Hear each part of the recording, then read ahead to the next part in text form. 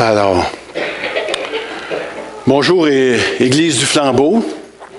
Je suis très honoré d'être ici ce matin avec vous. François m'a demandé de venir, je ne sais pas si c'était son premier choix, je ne penserais pas, mais je pense qu'il y a plusieurs personnes qui auraient pu être ici ce matin qui ne pouvaient pas l'être. Et puis moi, j'étais vraiment honoré de pouvoir être ici parce que vous savez que l'Église du Flambeau a beaucoup aidé l'Église de l'Espoir. Moi, je suis Serge Caron, pasteur de l'Église de l'Espoir, juste à peine 1 kilomètre de celle-ci. Et puis, on travaille souvent ensemble. Et l'année passée, si j'ai eu la chance de pouvoir partir en 3 mois sabbatiques avec mon épouse, c'est en grande partie à cause de vous, à cause des gens qui ont pu nous supporter pendant ces 3 mois d'été-là, puis on l'apprécie vraiment, tout ce que vous faites pour nous en tout temps. D'ailleurs, vous avez des très bons prédicateurs ici. Souvent, nous avons la chance de voir Normand à l'Église de l'Espoir qui vient me donner un coup de main. Et puis, on est très content de ça. On était content de venir à la conférence de couple, là. Et je sais qu'il y a toutes sortes de choses que vous organisez, qu'on peut participer. Je pense à J'aime mon voisin, tout ça. C'est toutes des activités que l'Église de l'Espoir participe aussi. Puis, fait qu'on forme une grande famille déjà, même si on est une petite sœur, si on pourrait dire, hein, de cela. Je vais essayer ça, voir ça. Oups, là, hey boy! Ça allait au père, ça. Alors, et vous savez, j'ai commencé à l'Église de l'Espoir une étude sur l'Épître de Jacques il y a quelques mois. Puis j'avais le choix de vous parler de multiples versets, multiples chapitres au travers de tout cela. Puis je ne sais pas pourquoi, mais Dieu le sait. Le Seigneur m'a emmené dans le chapitre 1, les versets 22 à 25. 4 petits versets qu'on va pouvoir regarder ce matin. Je prendrai peut-être un petit peu d'eau, mon frère, si jamais tu peux. Et puis,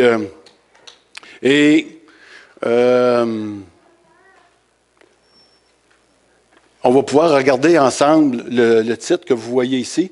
Quand je dis « Donnez-moi Jésus », c'est parce que c'est un message que j'ai déjà apporté à l'Église, naturellement, qui ressemble, merci beaucoup, Marc, et qui s'appelle « Donnez-moi Jésus ». « Donnez-moi Jésus », c'est un petit peu le thème depuis plusieurs années à l'Église de l'Espoir. Quand ça va mal, qu'est-ce qu'on veut? On veut Jésus. Tu sais? Quand ça va bien, qu'est-ce qu'on veut? On en veut plus de Jésus. On veut tout le temps Jésus, nous autres. Alors, puis on veut le donner. Et puis, on veut le recevoir. Et ce matin, on va marcher de façon honnête avec Dieu et les hommes. C'est un peu le titre que j'ai donné, mais je pourrais dire aussi marcher avec, de façon honnête, mais avec nous-mêmes aussi, éventuellement. En gros, dans l'Épître de Jacques, lui, il veut s'assurer que les croyants sont des croyants véritables, des croyants authentiques. C'est-à-dire du monde qui ne s'en font pas à croire, comme qu'on pourrait dire. Hein? Et tout au long de l'Épître, Jacques, il va apporter des tests à des croyants juifs. Il va apporter toutes sortes de tests, puis il va vouloir qu'on se regarde. Il va vouloir qu'ils se regardent, puis qu'ils évaluent vraiment leur marche chrétienne en fonction de qu'est-ce qu'on pourrait voir d'un chrétien aujourd'hui. À quoi ça ressemble vraiment un chrétien ou quelqu'un qui se dit chrétien? Normalement, j'aime beaucoup prêcher la grâce de Dieu. C'est drôle parce que là, je suis dans l'Épître de Jacques, et puis l'Épître de Jacques, c'est un épître qui est pratico-pratique, hein? Et qui nous amène dans, on a l'impression des fois, les « je dois », et c'est qu'il faut, OK? Il faut, et il nous amène dans toutes sortes d'impératifs, que je pourrais dire de cette manière-là. Et ça peut être des fois agressant pour quelqu'un qui aime entendre la grâce de Dieu. Vous savez, même Luther, le père de la Réforme, il a même qualifié cette épître-là d'un épître de paille. Hein? Et vous savez, parce que lui, il défendait vraiment la grâce de Dieu, et puis il était beaucoup un peu anti-catholique, si on pourrait dire, qui défendait la foi avec la grâce, mais les œuvres aussi. Et surtout les œuvres, si on pourrait dire. C'est pour ça qu'il y avait un petit peu de misère avec cet épître-là. Mais dans tous les impératifs de la lettre de Jacques que Jacques peut apporter quand il dit soyez, c'est un impératif, hein, soyez prompt à écouter, lent à parler, lent à la colère, rejetez toute souillure. On dirait qu'il nous dit, il faut que vous soyez comme ça, il faut que vous travailliez à cela. C'est un peu vrai, mais j'aimerais ça quand même pouvoir y apporter juste une petite bémol, parce que Jacques connaît très bien la grâce de Dieu. Et nous devrions lire davantage, ayant saisi la grâce de Dieu. Maintenant, votre cœur étant changé par la parole, maintenant, vous pouvez être lent à la colère. Vous pouvez être lent à parler. Vous pouvez être sensible à écouter davantage, à être prompt. Et vous êtes capable maintenant de rejeter toute souillure. C'est plus dans cet angle-là que j'aimerais qu'on puisse le voir. Ce matin, on va voir 4 petits versets, comme je l'ai mentionné, et qui vont nous aider à marcher d'une manière honnête. Le premier, c'est dans Jacques 1, 22. On peut le lire ensemble ici. Il dit, ne vous contentez pas de l'écouter, on parle de la parole, mais faites ce qu'elle dit. Sinon, vous vous trompez vous-même.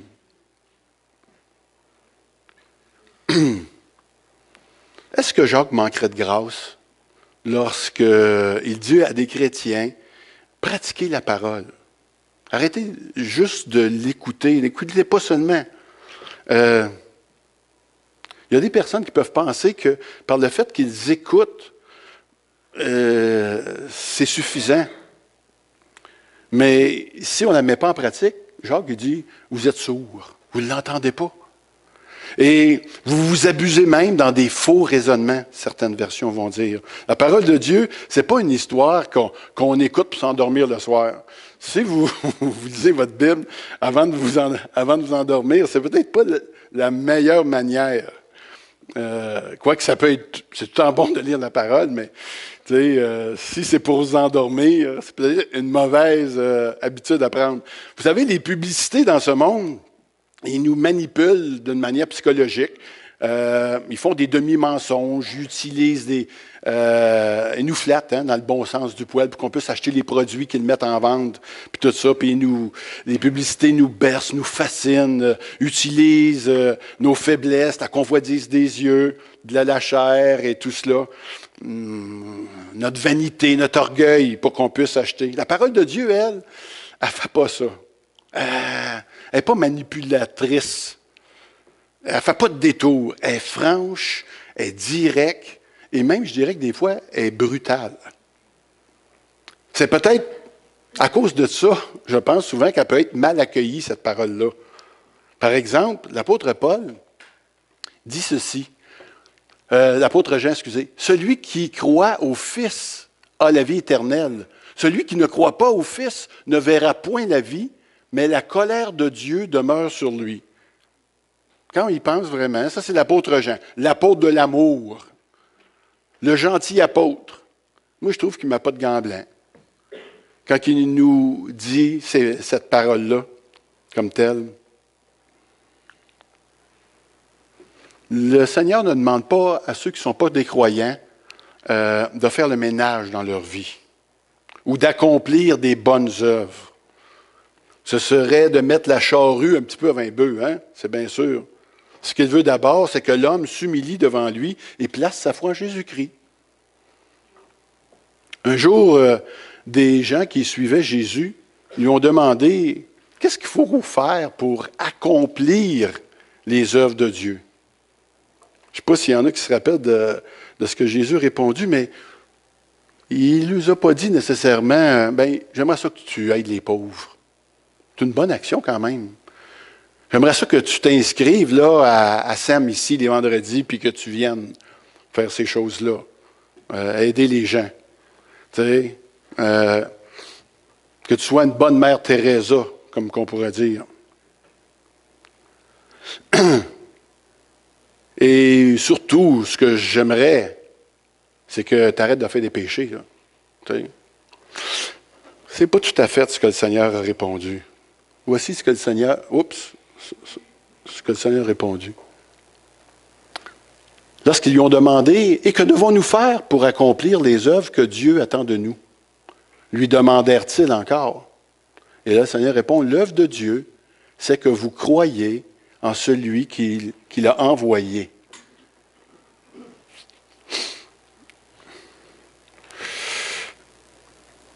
Quand quelqu'un place sa foi en Jésus-Christ, il y a des choses qui vont se passer dans sa vie. Il y a des affaires qui vont arriver. Parce que maintenant, il appartient à Jésus-Christ, puis il va refléter dans son comportement des choses. Il y a beaucoup de choses qui vont changer. Lorsque j'ai donné ma vie à Jésus, comme probablement beaucoup d'entre vous ici ce matin, mes buts, mes plans, mes rêves ont changé. C'était plus les mêmes. J'ai une attitude aussi qui a changé. Ma relation avec l'argent a changé. J'ai arrêté de faire du temps supplémentaire. Ma manière d'être un père de famille a changé. Bien, j'en suis devenu un. Parce qu'avant ça, c'était pas quelque chose qui me préoccupait de la même manière. Ma manière de voir puis d'aimer mon épouse, la belle Mona, elle a changé aussi. Tout cela a changé. Ma manière, je pourrais dire, de regarder les autres femmes a changé. Ma manière de fouiller une cellule, parce que moi, j'ai travaillé longtemps en établissement carcéral, puis vous savez qu'à l'époque où j'ai travaillé là, les cellules étaient tapissées. Je pense qu'il y a un frère qui pourrait dire la même chose. Les cellules étaient tapissées de photos explicites. Et puis, ça nous prenait des heures à fouiller des cellules. Il fallait regarder entre les pages de chaque livre pour voir s'il n'y avait pas de la drogue. Puis il y en avait des grosses piles de livres. Il a fallu que je fasse un pacte avec mes yeux, comme Job va dire. Job a fait un pacte avec ses yeux. Il y a beaucoup de choses qui ont changé.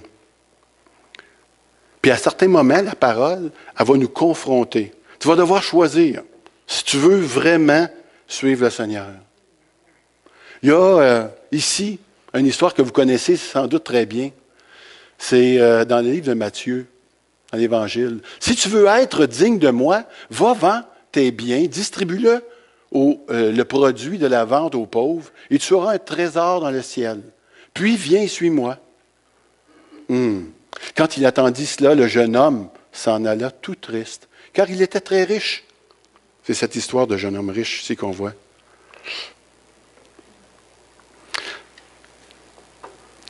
Peut-être que l'argent ne vous a jamais empêché de suivre Dieu parce que vous n'en avez pas beaucoup. Vous êtes peut-être moins riche que ce jeune homme. Il y a peut-être des choses, par contre, qui peuvent nous empêcher de le suivre. Hein? Il y a peut-être des plans dans votre vie, des rêves, comme on a parlé. Peut-être que vous avez planifié une retraite relax. Mais le Seigneur, lui, il vous a préparé une autre vie. D'autres rêves, d'autres plans. Une autre retraite, un autre genre de retraite. Et ça peut nous déranger. Ça peut être très embêtant. Mais qu'est-ce qu'on va faire avec cela? Est-ce qu'on va retourner quand le Seigneur va nous l'offrir, tout triste, sachant qu'on a une vie, puis on veut continuer à la vivre, mais on veut continuer à la vivre un peu avec Jésus, un peu avec moi, je vais échanger? Non. Je vais vous faire remarquer une chose. C'est que quand le jeune homme riche est parti, Jésus, savez-vous quoi, il n'a pas couru après. Même, puis ça dit dans un autre évangile, dans celle de Marc, que Jésus l'aimait, ce gars-là. Parce qu'il voulait le servir, parce qu'il voulait marcher avec lui. Mais il trouvait que le prix était trop fort à payer. Puis il est parti triste. Le Seigneur l'a laissé partir. Il ne négocie pas avec nous. Il ne nous force pas non plus à marcher avec lui. Il veut que, dans la mesure où on a connu sa grâce, dans la mesure où on a connu son amour, il veut nous voir pleinement volontaires à marcher dans cette voie-là. Jésus ne nous harcèle pas, ne nous contraint pas. Quand Jacques écrit à ses lecteurs de ne pas se contenter d'écouter la parole, le mot « écouter », ça veut dire t'écoutes pas ça comme tu vas voir, je sais pas, un spectacle, comme tu écoutes un bon film. C'est très différent. Même des fois, on croit à tort que si on entend un bon sermon, j'aimerais ça que ça soit le cas ce matin, mais ce n'est pas un de mes meilleurs en passant. Mais si vous écoutez un bon sermon, que vous faites une bonne étude, peut-être que vous avez l'impression des fois que ça fait de vous des personnes spirituelles. C'est dans ce sens-là que Jacques il dit, c'est pas juste le fait de l'entendre, la parole, c'est pas juste le fait de la lire qui va nous marquer. On a beau marquer dans notre Bible, puis faire toutes les simagrées, puis mettre des petites étampes, puis des petites images, puis barbouiller notre Bible, mais si on n'est pas marqué par la parole de Dieu, tout ça, ça ne sert à rien. Hein? Le Seigneur a dit lui-même, vous êtes mes amis. Si quoi? Si vous faites ce que je vous ai dit. Vous êtes mes amis si vous avez le cœur gros comme ça, puis que vous m'aimez tellement dans votre chambre à coucher, dans votre cuisine, dans votre salon, sur votre chaise de prière. Oui, mais il y a quelque chose qui va se passer, naturellement, ici. Vous savez, quelqu'un peut comprendre l'amour. C'est un exemple que je donne. Je peux lire sur l'amour. Je pourrais même faire une thèse sur l'amour. Mais même, on pourrait même dire, je pourrais même faire l'amour. Tu sais. Mais sans vraiment avoir vécu ce que c'est l'amour, sans comprendre l'amour. Tant qu'on n'a pas été en relation intime, tant qu'on n'a pas payé le prix de l'amour, tant qu'on ne s'est pas donné à l'autre, tant qu'on n'a pas souffert à cause de l'amour, est-ce qu'on peut dire qu'on connaît l'amour? On ne connaît pas l'amour. Dieu, lui, a tant aimé le monde. Il y avait un sentiment tellement fort qu'il a donné. Pas n'importe quoi, donné son Fils. L'amour oblige une action. L'amour a aussi un prix. La relation, vous savez, coûte quelque chose. Dans les prochains versets, Jacques va comparer la parole à un miroir. Et j'étais vraiment content de voir Marc-Olivier apporter cette idée de miroir. Parce que je me demandais, je n'allais pas le faire, tu sais, puis tout ça. Puis là, tu es arrivé avec ton miroir ce matin. Mon petit bonhomme ici, il se regarde dans le miroir. Et on peut le lire ensemble. C'est les versets 23 et 24. Oui, celui qui écoute la parole et qui ne fait pas ce qu'elle dit, voici à qui il ressemble. Il ressemble à un homme qui regarde son visage dans un miroir. Il se voit tel qu'il est. Il se regarde, puis il s'en va et il oublie tout de suite comment il était. Un miroir, mon frère l'a bien expliqué ce matin, ça sert à nous examiner. C'est la première raison pourquoi on a des miroirs. Hein? On veut se regarder comment on est beau. Mais si on n'a pas trop de défauts, là, on veut être bien soigné, on veut être propre, on veut que les gens puissent nous voir comme il faut. Et le miroir de la parole, lui, nous montre tel que nous sommes. Et des fois, tel que nous sommes, ce n'est pas nécessairement ce qu'on veut voir. Jacques va mentionner ici quelques erreurs que les gens font quand ils se regardent. La première, c'est ils se regardent, mais ils oublient. Si vous regardez un matin puis que vous avez un poil sur le nez, tu as dit? Un poil sur le nez. Ou un poil dans le front. Vous allez vouloir l'enlever, c'est bien sûr. Tu sais, quand j'étais ado, puis qu'on avait un bouton dans le front, surtout les filles, les autres ne sortent pas quand ils sont trop poqués, ils ne sortent pas. Les gars, ben là, on met des trucs qui allaient jusque-là. On se laisse pousser la barbe, oui. Mais on est dérangé par tout ça. Des croyants sincères lisent un chapitre de la Bible, mais des fois, c'est là qu'un geste, je pourrais dire, religieux ou routinier. On ne retire rien personnellement. Tu vois le problème, mais tu fais comme s'il n'existait pas. Le Seigneur nous montre des choses au travers de notre lecture, au travers, si on veut la regarder, puis on va le voir dans le prochain verset, quand on met le focus bien comme il faut sur la parole. Parce qu'aussitôt, des fois qu'on a terminé de lire la Bible, je dis, c'est quoi qu'on a lu? On s'en rappelle des fois, mais souvent, on peut ne pas trop s'en rappeler. C'est comme quand on mange. Tu sais, souvent, ma femme me demande, quand je reviens chez nous, le soir, elle dit, qu'est-ce que tu as mangé ce midi? Oh, boy, c'est loin ça. Je sais que je me suis rempli à bédaine, mais je ne me rappelle pas, je n'ai pas goûté. Avec le Seigneur, je pense que c'est un peu le même principe. Il faut pouvoir y goûter. On veut goûter à Dieu. On veut on veut se souvenir de ce temps béni qu'on a avec le Seigneur. Savez-vous ce qu'il y a de plus triste, mais de plus triste? C'est que lorsqu'on se regarde, la plupart du temps, on ne veut pas se voir tel que nous sommes. Parce que on a peur de qu'est-ce qu'on va voir. Et vous allez être d'accord avec moi que notre conjoint, c'est la personne, notre conjoint, notre conjointe, c'est la personne qui est le mieux placée pour nous regarder. Nous, quand on se regarde dans le miroir, on voit une photo. Lui, quand il nous regarde, il voit plus un scan. Il voit plus une radiographie de ce qu'on peut être, mais ça ne nous intéresse pas trop de le savoir. Puis, écoutez, mon épouse, elle me fait, mettons qu'elle arrive et elle me dit j'ai un reproche ou une critique à te faire. Qu'est-ce que vous pensez que je réponds? Ou qu'est-ce que vous répondez, vous? J'ai fait un petit choix de réponse pour nous aider. Je dis, oh, merci de me reprendre, ma chérie. A. B. Je soupire et je dis, bon, qu'est-ce qu'il y a encore? C. Tu as toujours quelque chose à me reprocher. Tu es fatigante. Regarde-toi donc toi-même. T'es donc bien chialeuse. Ça, c'est D. E. On sait bien, il y a juste toi qui es parfaite. F. Si tu n'es pas contente, fais-les donc toi-même. G. Elle parle tout seule parce que je suis déjà parti en claquant la porte. Et H. Je dis oui, je suis bien. Là, je suis obligé de le lire, celle-là. Oui, je suis bien content de voir que tu m'aimes suffisamment et que tu ne laisses rien passer parce que tu vois à quel point j'ai besoin de sanctification dans ma vie. Combien d'entre vous répondez cette belle phrase? Après 40 ans de mariage, je pourrais vous dire très sincèrement que je les ai à peu près toutes dit.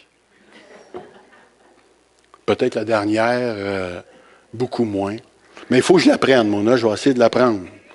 Mais on ressemble un petit peu à ces personnes-là, vous savez, qui veulent aller voir le médecin ou qui hésitent d'aller le voir parce que s'ils vont le voir, le médecin va leur dire qu'ils sont peut-être malades. Fait que dans ce temps-là, on n'y va pas. Fait qu'on aime mieux être aveugle et malade que voyant et en bonne santé. C'est un petit peu de la façon dont on pourrait voir les choses. Le Seigneur veut travailler au niveau de notre cœur. Il ne s'intéresse pas aux acteurs. Il ne fait pas de deal avec les acteurs. Ceux qui jouent la vie chrétienne, ça, il ne s'occupe pas de ça. Parce qu'à l'Église, tout le monde est beau, tout le monde est fin, tout le monde est gentil. Mais une fois sorti, une fois à la maison, des fois, si on se met à sacrer comme des charretiers, comme qu'on dit, qu'on s'emporte, qu'on boude, qu'on crie à tue-tête, que le pardon ne fait pas partie de notre vie, on a peut-être des questions, on a peut-être besoin de se regarder dans ce sens-là. Et comment peut-on reconnaître, puis c'est presque qu'une parenthèse ici, comment peut-on reconnaître un cœur changé selon la parole de Dieu? Et aimer nos frères et sœurs en Jésus-Christ. Le verset, c'est bien aimé, aimons-nous les uns les autres, car l'amour vient de Dieu, et toute personne qui aime est née de Dieu et connaît Dieu. Ça, c'est très rassurant, hein? Si vous avez de l'amour les uns pour les autres, vous êtes sans doute sur la bonne traque. Lâchez-la pas. Celui qui n'aime pas n'a pas connu Dieu, car Dieu est amour. Il est question, dans ce contexte-ci, d'aimer les frères et les sœurs en Jésus-Christ. C'est une manière, on pourrait dire, sans équivoque, de considérer si on est vraiment en communion avec Christ, si on est vraiment en communion avec Dieu, si nous avons de l'amour pour les frères. Et vous savez, on n'aime pas parce qu'on est des chrétiens. On aime parce qu'on a un cœur transformé qui nous donne de l'amour pour les autres. Tu sais, je n'ai pas le choix de l'aimer, je suis chrétien. Non, non, non. Il y a quelque chose en toi qui veut l'aimer. Il y a quelque chose en toi qui veut l'apprécier, qui veut prier pour cette personne-là. Il y a une sœur qui m'a dit, moi, quand j'ai de l'amertume contre une personne, au lieu de parler d'elle, je prie pour elle. J'ai trouvé ça, c'est très mature comme démarche. La parole de Dieu, c'est le miroir de l'âme. Et il révèle des fois ce qui est tordu un petit peu en moi. Un passage du Nouveau Testament dit ceci dans Hébreu. La parole est vivante et efficace. Elle est plus tranchante qu'une épée à double tranchant. Elle pénètre jusqu'au plus profond de l'être, jusqu'à atteindre l'âme et l'esprit, jointure et moelle. Elle juge les dispositions du cœur, des pensées du cœur.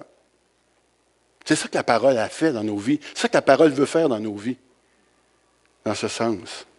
Vous savez, la parole, elle peut nous foudroyer des fois. C'est arrivé à John Wesley en 1739, un 22 juin. Donc, c'est une histoire qui semble être très véridique. Alors que M. Wesley est en train de donner un de ses sermons, un homme est tombé comme mort à terre. Mais il n'était pas mort. Il dit comme mort.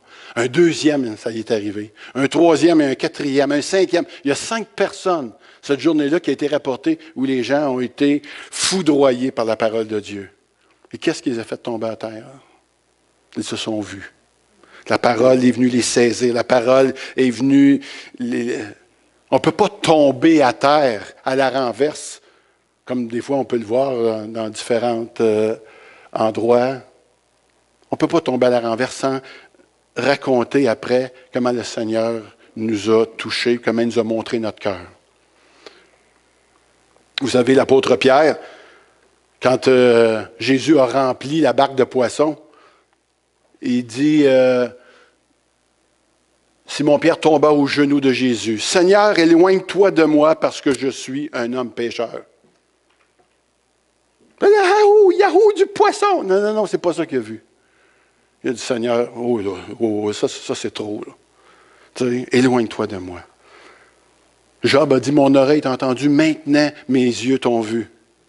Et qu'est-ce qui est arrivé? Je me condamne et je reconnais mes torts sur la poussière et sur la cendre. Ce que Job a dit. Je n'ai pas mis les versets. Je regrette. Alors, voir Jésus produit un effet. Ça produit des nouveaux désirs. Ne pas être un auditeur oublieux, c'est le dernier verset qu'on va voir aujourd'hui. Mais celui qui sera penché attentivement sur la loi parfaite, celle de la liberté, et qui aura persévéré, n'étant pas un auditeur oublieux, mais un observateur actif, celui-là sera heureux dans son obéissance. Comment faire pour ne pas être un auditeur oublieux? On veut lire la Bible, mais on veut aussi la méditer. Et je me suis dit, ce matin, peut-être que, je sais que vous avez l'école de l'Évangile, puis que vous êtes probablement plus aguerris au travers des Écritures que je pourrais peut-être l'imaginer, mais j'ai dit, mettons qu'ils sont dans mon Église. Là, on n'a pas ça, l'école de l'Évangile. Fait que, j'ai dit, on va faire comme un petit exercice ensemble. J'ai dit, on va regarder comment on peut, d'une manière pratico-pratique, lire la parole. C'est rare qu'on peut le faire de cette manière-là. Et dans ce premier verset, je me dis souvent, comment on dirait ça dans nos mots? Quand on lit un verset biblique, le premier exercice que je fais, comment tu veux dire ça dans tes mots, ici? C'est que si tu lis la Bible sérieusement, ça va produire un résultat dans ta vie, puis un résultat pratique, puis tu vas être heureux. Je résumerais ça un petit peu comme ça. Dans une deuxième lecture, si je me porte un petit peu plus, si je veux commencer à méditer la parole, on pourrait essayer de comprendre qu'est-ce que ça veut dire se pencher attentivement ou plonger les regards. Qu'est-ce que tu veux dire, plonger les regards? Parce que c'est beaucoup plus que juste lire ici. On se penche pour examiner, on veut chercher le sens profond des choses. C'est beaucoup plus que lire pour lire, hein, vous comprenez? Dans une troisième lecture, on pourrait essayer de relever les expressions. Ici, dans ce cas-ci, il y a des expressions qu'on pourrait dire paradoxales, que moi, je trouvais ça comme ça. Loi et liberté, il me semble que ça ne va pas ensemble, loi et liberté. Il met ça, lui, la loi qui donne la liberté. Toute loi implique une contrainte, Ici, tu es contraint, tu n'es pas libre. On dirait que je vois ça un petit peu comme ça. Sauf que je peux réfléchir puis dire, ben sur la route, je suis libre d'aller où ce que je veux, mais j'ai des contraintes des lois, des codes que je suis obligé de respecter pour ma sécurité, donc pour mon bonheur. Ah, OK, je commence à... C'est comme un garde-fou, finalement. Mais moi, quand on m'a présenté l'Évangile, moi, j'étais beaucoup axé sur la liberté. Puis la première question que j'ai posée à la personne qui m'a présenté l'Évangile, j'ai dit, est-ce que avec ton Dieu, est-ce que tu me parles que c'est un Dieu de liberté? Je suis d'accord avec toi. Est-ce que je peux fumer de la drogue avec lui? Le gars, c'était un baptiste qui était assez strict. Je savais déjà sa réponse. Probablement, ben non, ça n'a pas rapport. Mais lui, il m'a dit oui. Hey, boy! J'ai dit, c'est parfait. Tu sais, j'ai dit, ton Dieu m'intéresse. C'est comme ça que je pouvais voir la liberté. Tu sais? Mais aussitôt que j'ai choisi d'aller du côté de Christ, je me suis vite aperçu qu'il n'y avait aucune liberté dans ça, que j'étais plutôt une personne dépendante qui avait besoin d'être libérée, justement. Et c'est exactement ce qui s'est passé dans les quelques jours même qui ont suivi. Une quatrième lecture pourrait être aussi un auditeur oublieux. Lorsqu'on écoute un auditeur, ça veut... je vais l'écouter, après ça, je vais l'oublier. On n'est pas comme ça. Un auditeur ne peut pas être oublié. Il y a comme quelque chose qui est là. Tu sais. Ça nous rentre. Nous autres, on dit ça nous rentre par une oreille, ça nous sort par l'autre. Hein? Est-ce que... Avez-vous déjà lu des livres comme ça? Tu sais, tu es en train de lire, puis ça fait 2-3 pages ou plus que tu lis, puis là, tu te dis, moi aussi, je suis en train de lire, moi. Mais c'est pas grave, tu l'as lu. Tu sais. Tu passes à d'autres choses. Non, mais à quoi ça sert? Pourquoi tu lis si c'est pas pour te rappeler ce que tu lis? Tu sais? Fait que, puis des fois, j'ai l'impression que la Bible, on ne sait pas trop, on la lit, on ne comprend pas grand-chose. Puis là, on continue, puis là, c'est pas grave, mais je l'ai lu, tu sais. Fait que quand je vais arriver dimanche à l'église, ils vont me dire, as-tu la Bible? On va dire, ben oui, je l'ai lu, tu sais. C'est pas de ça qu'on parle, hein. Cinquième lecture, on continue, tu sais, on parle d'observateurs actifs. Tu sais, ça, encore là, c'est difficile à comprendre parce que lorsqu'on observe, comme vous autres ce matin, on pourrait penser que vous êtes passif. Mais c'est quoi que ça veut dire de m'écouter ce matin en étant actif? Parce que là, les neurones, là, ça devrait se promener. Il y en a que ça se promène pour rester réveillé, il y en a qui sont en train de penser à du poulet qu'ils ont mis au four, mais tu sais, ça se promène quand même. Moi, je sais bien que quand je suis actif, on dirait que quand je lis la parole, c'est comme si j'admire Dieu. Puis je ne sais pas si vous êtes comme moi, mais moi, ça me met comme dans une espèce d'extase. Tu sais, puis là, je dis, oh Seigneur. Puis de plus en plus maintenant, ça fait plus de 30 ans que je suis au Seigneur, mais tu sais, quand je lis la parole, on dirait que ça m'excite. J'ai pas envie de me chicaner. Et la plupart du temps, je me lève toujours un petit peu avant mon épouse, puis j'ai souvent le temps de lire la parole, puis de prendre un temps de prière avant qu'elle se lève. Puis quand elle se lève, elle m'appelle toujours. Je suis là, parce que moi, je suis en bas, puis elle est en haut, puis là, elle me dit qu'elle est réveillée, fait que là, elle me dit, je suis là. Hein. Je suis là! Oh, j'ai mon petit chien, je suis là. Alors, là, je pars, j'abandonne tout, et puis là, je vais vers elle. Puis je veux toujours la serrer dans mes bras. Vous allez me dire, ça fait juste 40 ans qu'on est mariés, puis là, on fait des niaiseries encore. Tu sais, mais on dirait que la parole a fait ça. La parole, elle nous communique de l'amour plein en se levant le matin. Wow! Moi, j'aime bien ça. Alors, plus on plonge les regards dans ce miroir, plus nous allons observer des choses fantastiques, des choses qu'on ne soupçonne pas. Des fois, on pourrait observer ceci. Tu te regardes dans un miroir, puis tu te vois, wow! Mais ça c'est quand tu te vois dans le regard de Dieu, peut-être, que tu te vois comme merveilleux, admirable. Tu as une belle image de toi, hein? Mais des fois, il est possible que ça ressemble plus à ceci. Oups, pardon. Oui, oui. Oui, oui. Et ça se peut qu'on n'aime pas ce qu'on voit. Tu te vois J'ai essayé de trouver quelque chose qui était un petit peu déformé. Là. Ça, c'est beaucoup. Mais dans le fond, c'est pas ça qu'on veut voir. On ne veut pas voir de qui on est vraiment. On veut que la parole nous transperce. On veut qu'elle vienne nous révéler notre péché, nos souillures, notre immoralité. On veut qu'elle nous le rappelle, qu'elle cogne sur le clou pour qu'on puisse aller vers Dieu. C'est ça que la loi faisait avant. La loi nous montrait notre déchéance, puis elle nous provoquait à aller vers Dieu. Et c'est un peu la même chose dans la sanctification que le Seigneur est en train de faire. Il veut qu'on puisse aller vers lui pour se débarrasser de toutes ces choses-là. Mais souvent, on ne veut pas le voir. Et on devient des auditeurs oublieux. Ici, je vais passer 2 images. Celle-ci.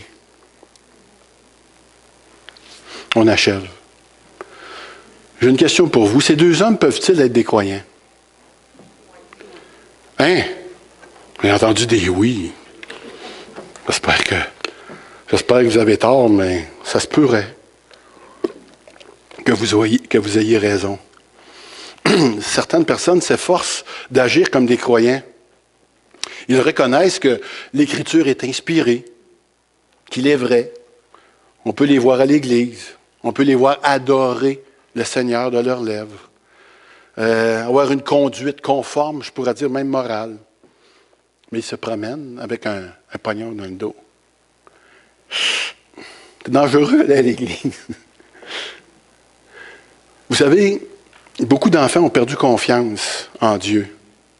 Puis je dis ça parce que je sais que les jeunes enfants, et souvent quand ils vont grandir, vont abandonner le Seigneur. Peut-être, tu sais, on peut les accuser de ne pas s'être assez, mais peut-être aussi de ce qu'ils auront vu dans leur famille, de ce qu'ils auront vu de leurs parents, n'auront pas été suffisamment, pourrait dire, confirmés dans ce que Dieu existe réellement, puis qu'ils voient des changements dans le cœur de leurs parents, dans ce sens-là. Parce que ce qu'ils voient de leurs parents ne correspond pas à ce qui sort de leur bouche. C'est comme les enfants qui se disent ou se définissent comme des croyants, mais aussitôt qu'ils sortent de la maison, aussitôt qu'ils sortent de l'Église, lorsqu'ils arrivent à l'école ou ailleurs, bien, ils se retrouvent comme s'ils ne connaissaient pas Dieu. On peut voir ça aussi. Des conjoints, c'est comme ça aussi. Hein? On peut devenir très beau, très gentil, et lorsqu'on sort d'ici, on devient comme odieux, dans le terme odieux.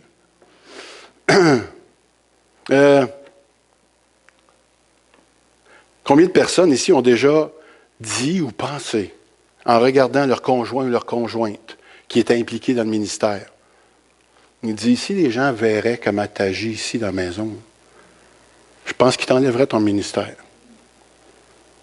Ils ont pensé ça. Des fois, je te vois pleurer comment tu es touché par l'Esprit Saint. Puis quand on arrive à la maison, tu es tout simplement froid, insensible. Puis même, je pourrais dire, méprisant. Tu sais, le mari regarde sa femme louer le Seigneur parce qu'elle sort de l'Église puis elle commence à le critiquer. Puis à critiquer un petit peu tout ce qu'elle a vu ce matin. Moi, je dis ça juste pour vous préserver de me critiquer quand vous allez sortir. Quel est le problème de ces 2 hommes? Vous avez 2 choix. Ou ils ne sont pas des croyants, ou bien ils sont des croyants, mais ils ont besoin de plonger leur regard dans la parole de Dieu pour ne pas être un auditeur oublieux. Le dernier point ce matin. Les vrais croyants ne mettent pas toujours en pratique ce que les Écritures disent, c'est bien vrai, j'en suis le premier. Il peut nous arriver de tomber parfois, puis même parfois dans des graves péchés. Ce que Jacques nous parle ce matin, c'est qu'un croyant véritable a un engagement de cœur avec la parole de Dieu. Puis ça l'amène dans l'action.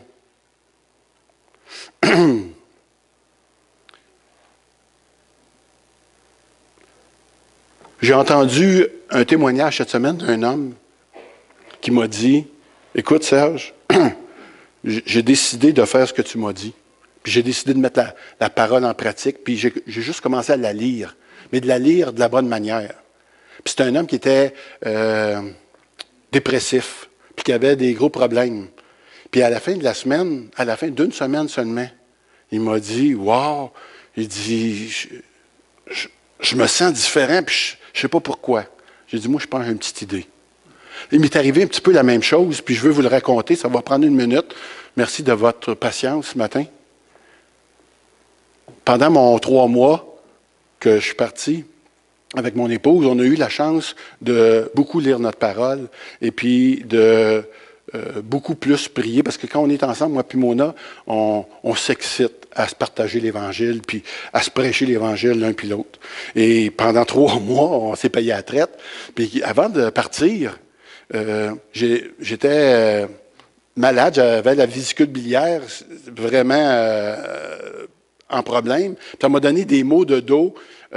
Puis moi, j'ai jamais mal au dos, je suis jamais malade. Puis là, j'ai eu des maux de dos. Ça faisait 4 mois, j'avais arrêté de m'entraîner, j'avais arrêté d'aller à la piscine, puis tout ça.